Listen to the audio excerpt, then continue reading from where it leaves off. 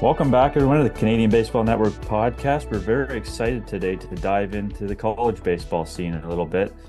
Fitting, given the college baseball season is well underway. Today, we'll be joined by Missouri State University Associate Head Coach and Recruiting Coordinator Joey Hawkins. We'll talk about a couple of Canadians on his roster currently, a little bit about the recruiting process and the season ahead.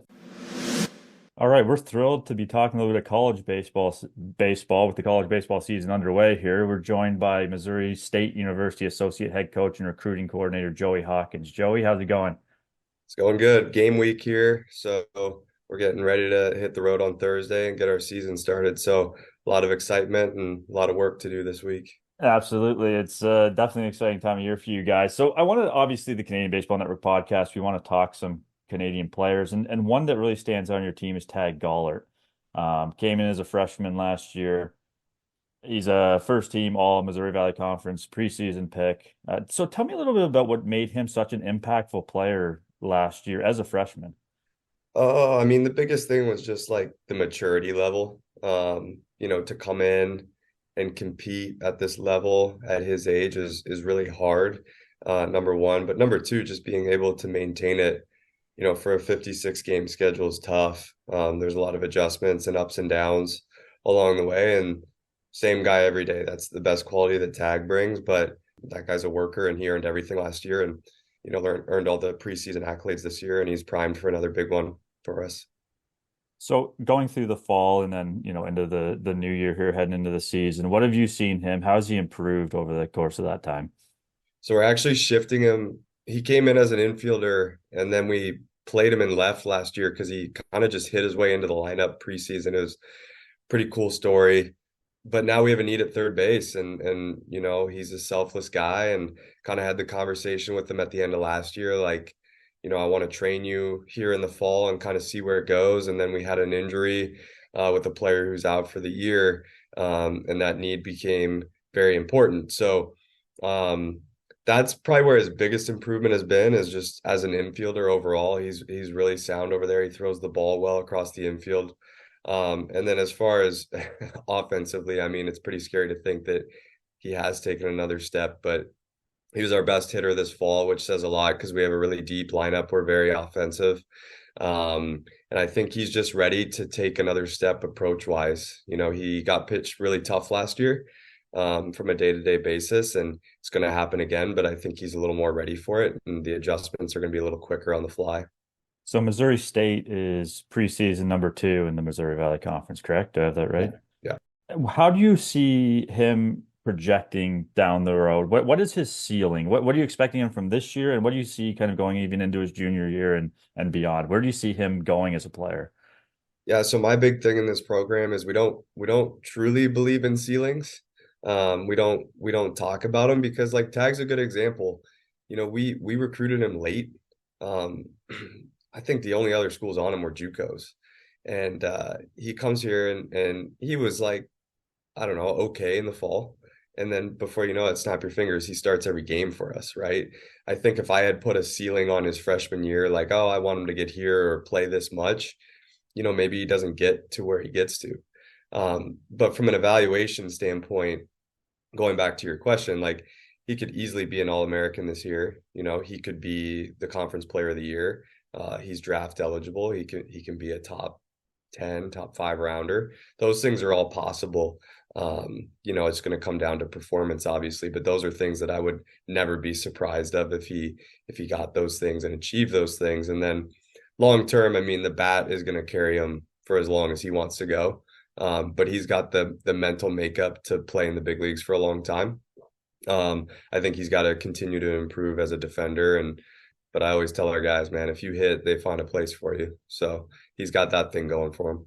Yeah, that seems to be a pretty common thread. We had Owen Casey on the podcast last week, and he was, he's hitting pretty well, and then got an invite to big league spring training. So yeah, if you hit, they like you said, they find a spot for you.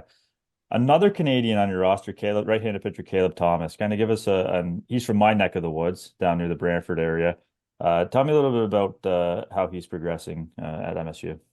Yeah, he's I think progressing is the word, sorry. Came in like obviously a really good track record. I think my favorite part about all these Canadian kids is like, at least for us, we recruit a lot of them to play on the junior national team, and if not, they're playing on these travel programs that play a lot of college games. So the speed of the game is necessarily not like a huge factor when they get here. But I do think there was an adjustment period for him being on the mound, and again, our lineup's really good. You got to face those guys all fall. So there was some ups and downs in the fall, but he really figured some things out towards the tail end. And then preseason, he's been really good for us. And his last outing was spectacular, honestly. I mean, we scrimmaged on Saturday outside, and I think it was 4 innings, no hits, 6 strikeouts, like looking like a guy that can pitch some significant innings for us. But, I'm not trying to overhype it, but that slider might be one of the best in the country. I mean, our hitters hate facing it. And I'm excited to see it thrown against another team and not my hitters. So he's got a lot cooking for him. We're going to use him a lot. I don't know what role just yet, but it would not surprise me for 1 second if that guy starts a lot of games in his Missouri State career for us. Is he a guy that you see having an impact in 2024 as a freshman? Oh yeah.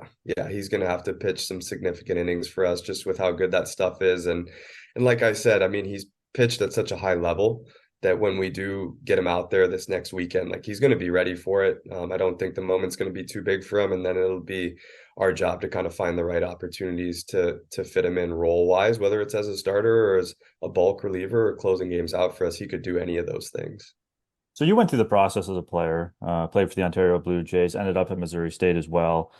Do you, now as a recruiting coordinator in the college game in Division One, do you think there's still a little bit of an untapped market in Canada? Is that something that you try to expose? Obviously, I know you're looking for the best players, but kind of talk about the Canadian recruiting market and how you see teams or schools necessarily tapping into that.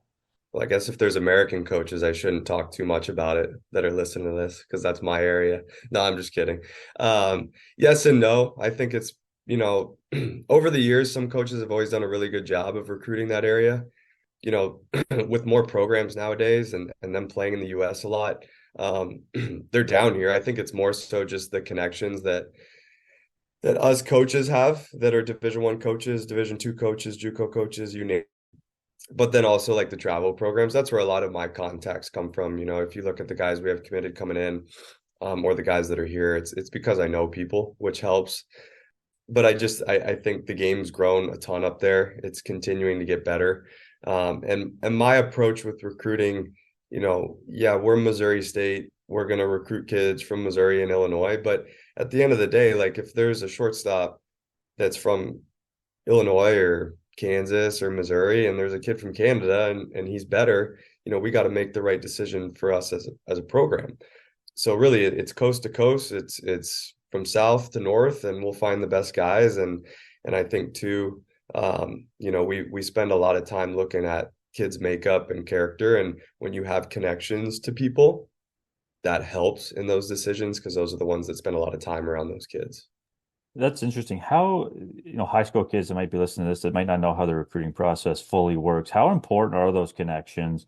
And when you recruit a guy, do you always see him first, or sometimes is it, based on those connections? How kind of, especially in Canada, when you're recruiting a Canadian kid, how does that kind of typically work for you?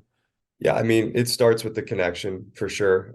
I do believe if you're good enough, they find you, right? So maybe you don't end up at a 4 year out of high school, but you go to a JUCO. Once you're in JUCO, man, if you're good, like we're gonna find you, right? But I do think like connection wise, like we've committed some guys here from Canada and even from the US that we didn't see, but that we trusted, scouts, advisors, people's word, and then just recruited them, right? So like got them on Zooms, learned what they liked, what they're looking for.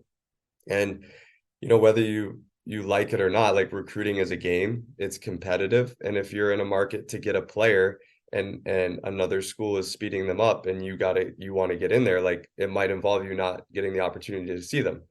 And that's part of it. But, then there's also the opportunity after they possibly commit to you, getting out and seeing them again and, following them from afar.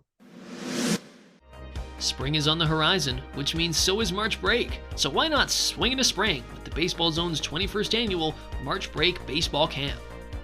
And it takes place from March 11th to 15th, and anyone aged 5 to 13 years old can sign up. What better way for your child to spend March break than staying active and honing their baseball skills at the Baseball Zone's top-class facilities? For more info and to register, head to thebaseballzone.ca. Are there any barriers to recruiting a Canadian? I know whether it be logistically, administratively, anything like that, or is it pretty open game now between Canada and the US? I would say for the most part, it's pretty open, but you'll face things like Missouri State's a very friendly school in terms of like, it doesn't matter if you're from Europe, Canada, or Springfield, Missouri, the admission process is going to treat you fairly. And what that means is like academic money is going to be available for those kids.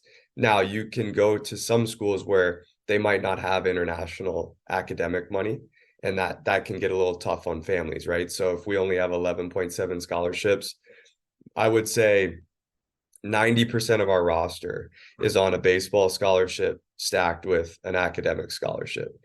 Now there's schools that don't have the luxury of putting a Canadian kid on academic money, so it gets a little tougher, right? You have to, as that coach, weigh, do we give them more baseball money since we can't give them academic money? So that's the one hurdle that I hear about. We don't face it here, but other schools do. Let's talk a little bit about your recruiting. So when you go to watch a player, we'll start with a pitcher. When you go to watch a pitcher, what are some of the things that you're looking for high school players that are listening? Take us into the mind of a recruiting coordinator. Yeah, so I think it depends on every school. Like every school is different, their scenario is different, their financial situation's different, their roster's different. We only get 30 players at Missouri State. It's a Title IX situation that we deal with for number of female and male athletes on campus. So like we can't sit here and bring in 20 high school guys a year, right? Every other Division I school, for the most part, has the opportunity to have 40-man rosters. So right there, like we start a little short compared to everybody else. So what I tell every recruit is like, if we're going to bring you in, like you have to be able to help us as a freshman in some capacity. So when I go watch a pitcher, or our pitching coach, Nick Petrie, goes and watches a pitcher, like the first thing we're looking at is, do you throw strikes and can you compete? Because if you're a ball strike guy or you struggle with command, it might be tough for us to get you in there as a freshman. The game's faster, the guys are bigger, they hit it harder, the strike zone's tighter, all those things. So for us, and that's us, that's not every school, we focus a ton on like, can you throw breaking balls and change ups for strikes? Like, do you have a delivery that we like and think can be built upon with our strength program? And then we kind of go from there. The other thing is with 30 players, we give more attention to players than other schools, right? So that's a recruiting positive. So, we sit here, there's 15 hitters and 15 pitchers, right? That's less players for a strength coach to keep an eye on. It's less players for us to develop individual plans. And it's more mound time when you get here in the fall and in the preseason, right? I mean, I would imagine Caleb, since he's been here, has thrown close to like 40 innings already, right? And that's because we have those innings available. So that's a positive in my eyes, but it definitely shifts how we go out and evaluate players, because in our eyes, they got to be ready to help us. I was going to ask you about the positives and negatives to that 30-man roster cap, but you kind of hit the nail on the head there.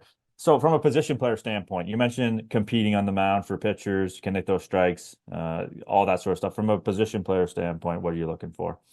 I mean, I think the biggest thing, like going back to pitchers and then blending it into position players, is like, sounds stupid, but like, do we think you're good enough, right? Like you got to have the stuff on the mound aside from competing and like having a good delivery to pitch at this level, right? So velocity factors in and what we think you can become.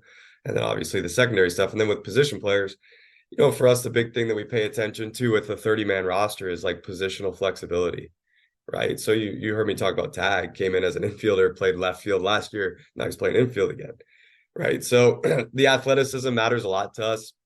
And then just based on your profile, like we're going to pay attention to kind of who we think you can become as a hitter, right? So kind of trying to project guys to a certain manner. But the big thing, whether it's a JUCO player or a high school player, just paying attention to how they manage the strike zone. That's a big part of it. If you're going to struggle with that in high school or JUCO, you're probably going to struggle with it here.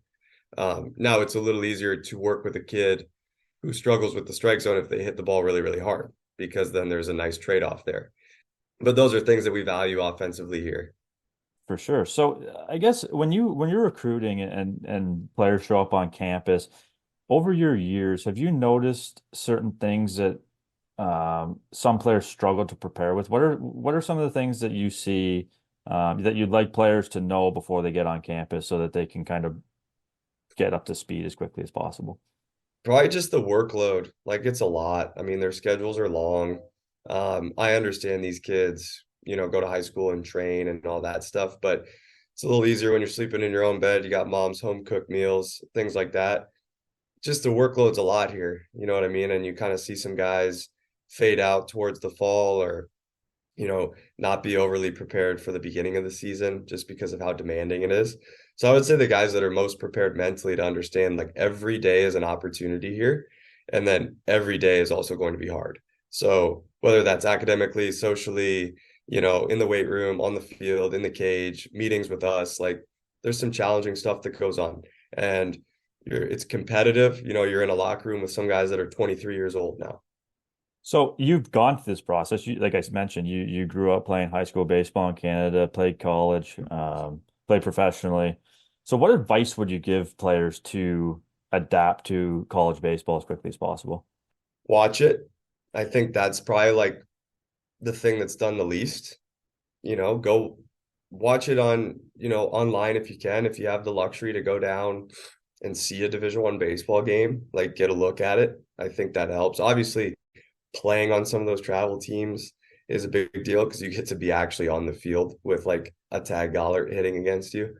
That helps. But yeah, just try and get a feel for it. I think sometimes kids have a little bit of unreal expectations. Like at our school, like I said, we play freshmen a lot, right? Because we have to. But you could roll across a lot of conferences and you might see one freshman playing per team, if that. Right. So, expectations are big. Like you go from being the best player probably on your travel team, if not one of the best, being recruited, being loved on by these schools. And then like this weekend, we got to write a lineup, right? And there's only 9 players in it. And probably for the first time in your life, you might sit on the bench all weekend. Like that's really challenging to deal with, both mentally and then on the development side as well. So like preparing yourself for those things and understanding that those are real things that happen. Is that a fine line to walk when recruiting as far as trying to entice the player to come, but realizing they have to be realistic, especially the freshmen coming out of high school? Yeah, I mean, 2 things of how we go about it, right? So number one, like Coach Gutton's been here for 42 years, right? He's seen it all. My favorite quote that he tells recruits, right? Say we're recruiting a 2025. He'll turn to the family and he'll say, I know the lineup in 2026.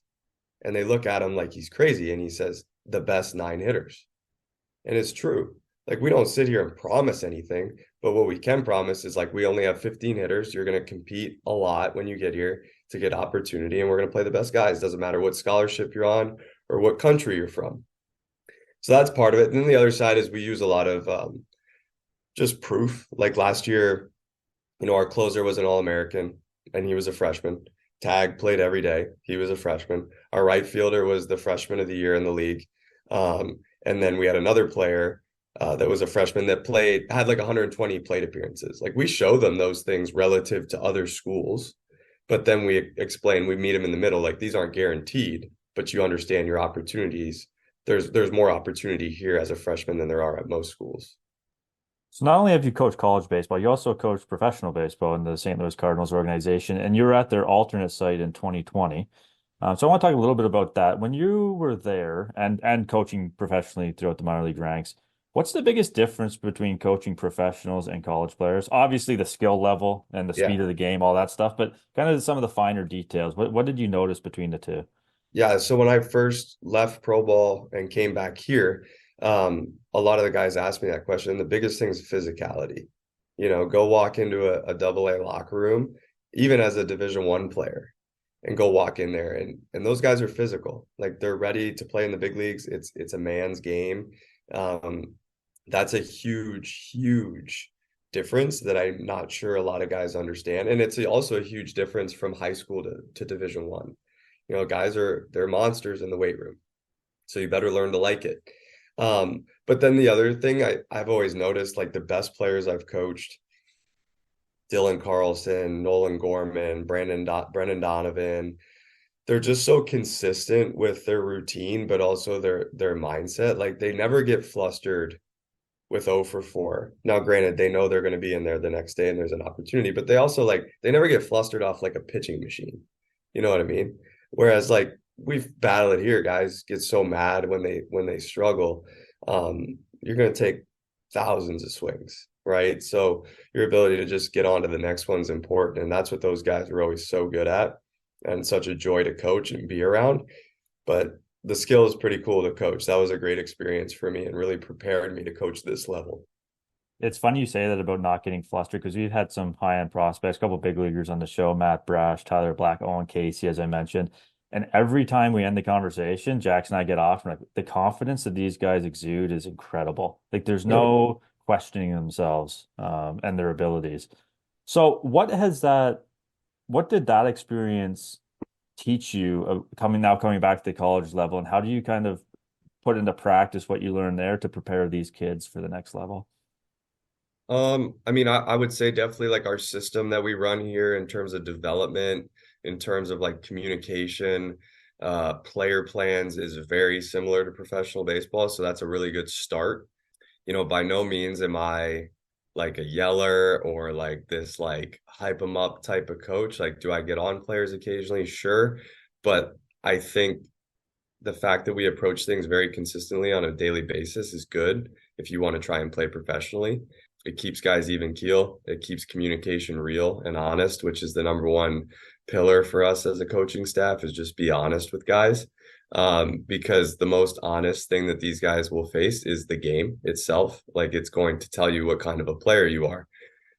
So I think that helps guys. I mean, obviously we've had quite a few draft picks these last 3 years, and they're all succeeding and doing well and come back and train here, and they have felt like they're prepared. But at the end of the day, like I tell guys this all the time. When I went to rookie ball as a player on that team, I know I was from Missouri State. Our catcher was from LSU. Our third baseman was from North Greenville University at Division II. We had a first baseman from a JUCO, and we had a high school pick.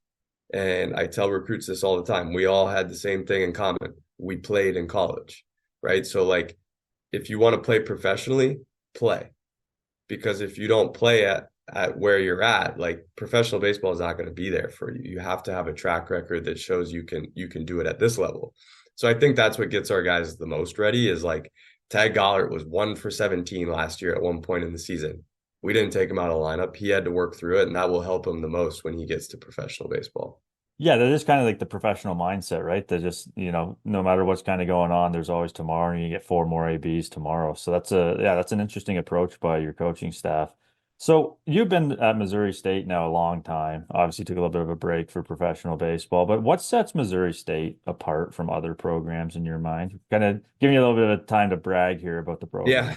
Yeah. The biggest things that we have are like history and tradition.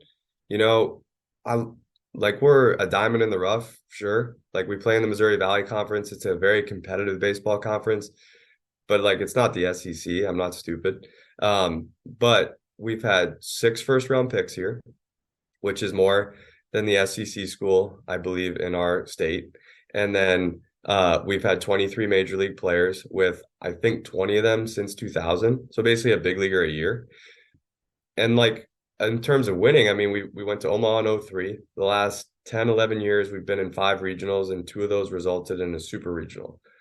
So what separates us is like right off the bat, you're going to play highly competitive baseball. So if you like to win, like you're knocking on the door to play like winning baseball, play in regionals, play in these fun atmospheres. And then like the icing on the cake here that I'll go up against anybody in the country with is our development is better than anybody's. It's individualized. we have all the technology that we have that you need here that they have at the major league level. But the biggest thing is like we know how to use it. I think a lot of people sell those things, but you could come walk in our stadium today and I could walk you through every player plan and how we go about these things and why certain guys are doing certain things. If you want to get better as a baseball player and you want to win, like Missouri State is an amazing place to play. And you get to play in an 8,000 seat stadium with your own grounds crew and a jumbotron and an indoor facility, and you're treated pretty well here. Yeah, those things don't hurt for sure on the recruiting side of things. But you were real close to Omaha too, if I'm not mistaken. Was it 2015 against Arkansas in the Super Regionals, right? Yeah, I mean, I still tell people I've done a lot of cool things in this game. You know, I've played Team Canada, drafted, played professionally, played AA games, coached professionally. By far, like, best baseball moment of my life was those 2 weeks. We hosted a regional here at Hammons Field, sold out every game, packed to the brim, like crowd was rocking. We swept it. And then we went to game 3 against Arkansas, played in front of 13,000 fans. You're playing on ESPN, first rounders all over the field. And we were 1 run away. So it stung, but it's also like, I tell our guys all the time, like, we can go to Omaha. Like, we've been there before. We knocked on the door in 15 and 17. And if we do what we're capable of, you know, every year, like, you're going to have that opportunity to go out and compete in those fun environments. So that leads me to my last question. Is just kind of an overall look at the team this year heading into the season. What kind of are your expectations as a coaching staff? High. I mean, not going to lie. I don't think it really matters the year. Like, I'm going to set the bar pretty high for the group that we bring in. But with that being said, like, we won 33 games last year, finished second in the league, and you heard how many freshmen we played last year, right? And we return all those guys. We return our Friday night pitcher. We added a Division II All-American that'll be our Saturday guy. Our pitching staff is as deep as it's ever been. And our lineup is finally, since I've been back, the most dynamic lineup that we've had. So we've been kind of known the last couple of years to hit the long ball. We've been like 19th in the country the last 2 years in homers with like 200 of them. But we needed a separator, and like, we can run and we can play the short game and we can beat you in a lot of ways. So that's exciting for me. It comes down to us as a coaching staff being consistent, preparing these guys, and at the end of the day, putting them out there in a position to succeed each week. Man, this got me excited. I love college baseball, and I'm really looking forward to following you guys this season. Joey, thanks so much for joining us. Yeah, for sure. Thanks for having me on. And if there's any Canadian kids listening, this is a great place to play. Well, this might be the most important podcast, I think, for high school players or coaches to listen to, because you're listening to a guy that played high school baseball in Canada for the Ontario Blue Jays, went to college, played professionally, coached professionally, and now is coaching and recruiting back in the college game. Well, you mentioned it, Matt. He's done it all, and you know, he talks about sort of the experience he's had and was able to. We're really, you know, appreciative, first of all, for the wisdom he was able to share in our program. And yeah, absolutely. If you're listening, you know, lots of good advice there to take to heart. And you know, a couple things he mentioned, the classic, you know, the message he had about, you know, when you're 0 for 4. And just getting right back to it the next day, right? And you know, you're taking 1,000 swings. It's about, you know, your ability to move on to the next one. I think that's always a good lesson. We've heard it sort of in different forms on this podcast over the last few years, and I think that's a really succinct way of putting it. Yeah, and you kind of spoke about their development, how that plays a big part in it, how getting ABs as a freshman, going somewhere that you're going to play, whether that's Missouri State at a Division I program, a junior college, D2, D3. NAIA, whatever it is, getting the chance to play is important. And that's, like you heard him say, if you don't get to play, professional baseball is out the window. And that's all for this episode of the Canadian Baseball Network podcast. We appreciate you joining us. Until next time, take care. Thank you for listening. Be sure to check out Canadian Baseball Network for extensive and comprehensive coverage of the latest in Canadian baseball.